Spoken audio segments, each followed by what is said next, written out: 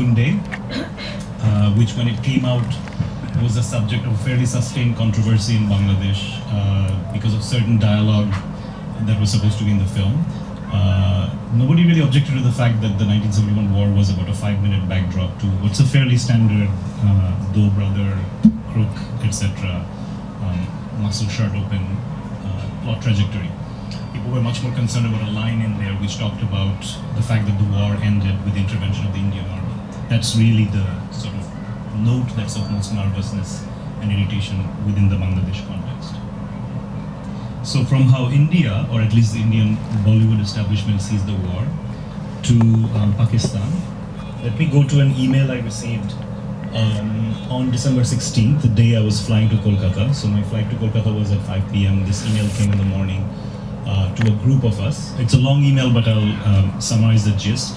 There's supposed to be a conference, that's a trans-regional conference at Dhaka University on January 6th, which was cancelled on December 16th because Dhaka University has now officially severed academic linkages. Well, their announcement said Pakistan, so Pakistan the state, but I think they mean Pakistani academic institutions. And as part of that, Dhaka University demanded that the 5 Pakistani scholars that were presenting at the conference be taken off the roster. When it was pointed out that several of them didn't hold Pakistani passports, the university syndicate then said nobody of Pakistani origin will be allowed to speak at this conference, while this whole debate between Bangladesh and Pakistan is going on around the 1971 war.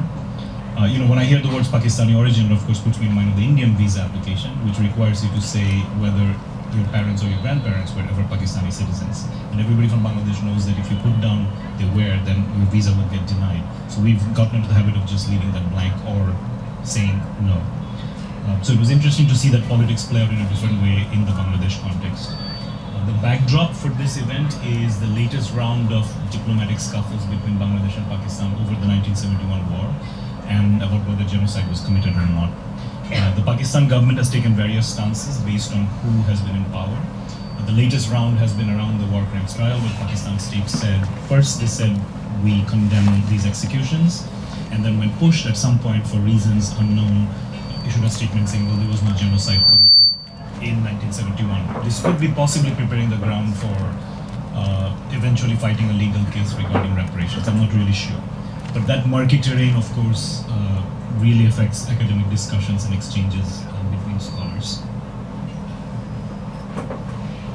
So I'll ask for your patience for a lot of slides where there's a lot of information I'm going to try to put out just to set the background context. So this is a brief thing where I talk about fluctuation, and this is fluctuation regarding the history of 1971 and how it was absorbed inside Bangladesh as linked to Bangladesh's political arc as well. So this is actually related to who's in power between these years. So 1972-75, as most people know, Sheikh Mujib, the founding president, was Prime Minister and President of Bangladesh until 75 and his assassination. And that's a period when the war history is pretty actively celebrated, and it's right after the war, so people who fought the war are just starting to get into their political positions. 75 to 81 is the first military regime of General Zia. He actually takes power after 3 military coups happen and fail, so he's kind of the 4th, and he's kind of the resumption of normal law and order and normal chain of command within the army. So he's seen as the restorer. And part of what the Awami League party and the BNP party always fight about is whether he knew about the previous coups, whether he had advanced knowledge or not, or whether he was thrust into history, as his narrative argues. So 75 to 81 is a period when the history of 71 goes into this very murky territory, because even though Zia fought in the war, for reasons of political compromise, he brought into his government for the first time various people who were seen, or at least perceived as being on the wrong side of that war. So 75 to 81, media about the war starts going down, projects start getting stopped, films stop getting made, or films get stopped at the censor board, but still in a softer way and not so perceptible because it's also a military government, so you can't really tell what's being stopped. The next significant military period is 1982 to 1990, and this for the first time is led by an army chief, General Ershad, who during the war was in West Pakistan.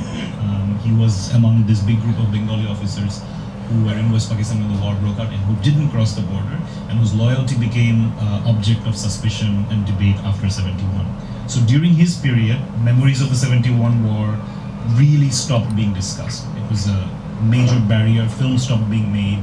There's sort of an unofficial ban on 71 related discussions, even though there was still a version of 71 history coming up.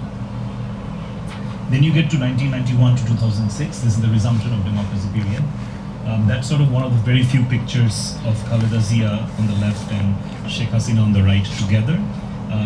This is when they were leading the anti-military movement. So Khaleda Zia is Zia's widow and Sheikh Hasina is Sheikh Mujib's daughter. And this was a moment they were united against the 82 to 90 military junta. After the fall of the junta, they then divided up and they alternated in power.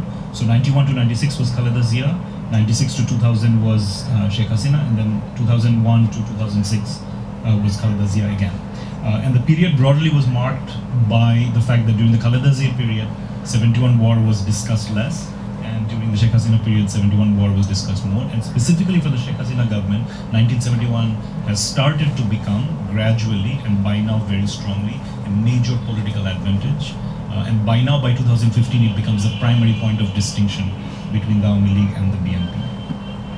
2007-2008, again a military government, Moin Ahmed, and for the first time a military officer who wasn't in the service in 1971, so there's not really any questions about what he did during the war. But during this period, the war isn't discussed so much, it also doesn't last long enough for those trajectories to play out.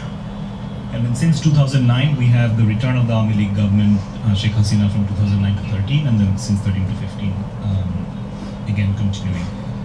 And during this last period from 2013 onwards, 1971 war has reached center stage as a key political object, and most importantly, some of the debates about the 1971 war are now within the quote-unquote secular progressive side about how loyal you are. And a lot of the battles are now about that, about loyalty to a very particular narrative. So, let me just see. Yes, okay. This is one of the many protests that happened in front of the Pakistan embassy in 2013. This was a protest demanding that Pakistan apologize, and also as part of this somewhat confused campaign that demanded that people withdraw money from Islami Bank and other banks that are considered Islamist connected, and then also Pakistan connected, but in fairly fuzzy ways. That's a group of people burning the Pakistan flag.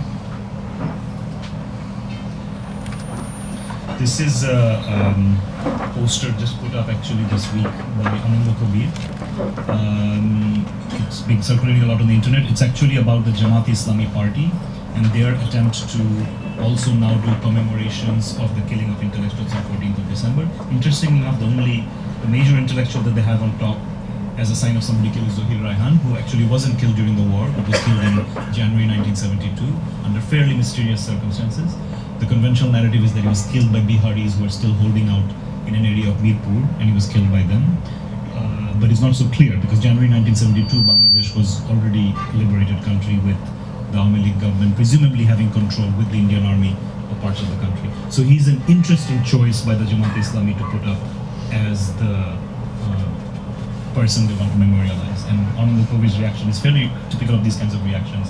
Chagu is goat, but Chagu is also now anyone who says anything that's outside of the primary 71 narrative. And then, of course, when all else fails, you resort to South Park. There's a Dhaka Tribune editorial that says, "Respect my authority. Is it time for Bangladesh to count its losses and move on?" And then basically, we're an independent nation. It doesn't really matter whether Pakistan apologizes or not. And then this is the very recent controversy about whether Bangladesh will go to Pakistan and play in cricket or not. This was a campaign to say they won't. And that's outside the embassy. So recently reading Aisha Jalal's affectionate biography of Sadat Hasan Manto, The Pity of Partition, I was reminded again of how much the absence and negation of the other suffuses the formation of self after 1947. In the case of Manto, this was through the sundering of old creative communities in India, the idea of Pakistan while he lived in India, and the actuality of Pakistan after he moved there. A period marked by intense disappointments and a frenzy of creativity that reacted to that absence. Manto mourns people and the city.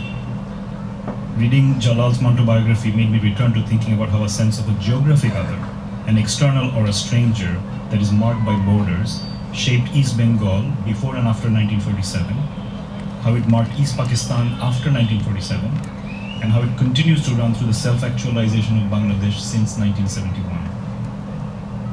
Within the timeline of the existence of Bangladesh, the 1971 war that created Bangladesh from the embers of united Pakistan is of crucial importance. Mukti Juddho, Jemon Hoyechilo, color, sound, language, and gesture intact is the building block of this idea. Given the tumultuous decades that followed 1971, which I referred to earlier, the war became the singular event defining the idea of nation built from self-assertion and rejection. A geography that insisted it was not India after 1947 and not Pakistan after 1971. The 1971 war is central to this narrative formation because it brought a psychological sundering and closed off any idea of rapprochement.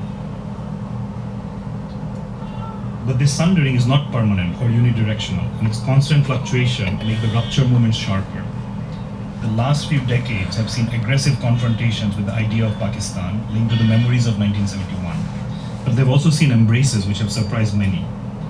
A generational divide seemed to have opened up, of course, over cricket, the prime site for projection of nationalist ideas. Not so long ago, the sight of Pakistani flags at Mirpur Stadium during a winter cricket match, a location also adjacent to one of the killing fields of 71, put the 1971 memory space into crisis. How could the post-1971 generation fly Pakistan flags in Mirpur or anywhere near it? They asked. Their reaction was perhaps as intense as that which greeted a young Bengali woman who held up a sign that said, "Marry me Afridi," during a cricket game. But just as sharply, anti-Pakistan feelings have returned around the memories of 1971. And by 2013, pitched confrontations outside the Pakistan embassy produced the iconography of a protester sharply at odds with the sentiment of a few years back. She possibly didn't want Afridi to marry her. But in case we think that cricket nationalism only points towards Pakistan, or that the other lies only within the country that Bangladesh went to war with, we only have to remember the Mocha controversy, to remember that 1971 can be a site of tensions between Bangladesh and India as well. For those who did not follow the controversy, in the usual round of nationalist saber rattling prior to cricket showdowns, a Pepsi commercial crossed a line when the Indian cricket player pointed to a map that included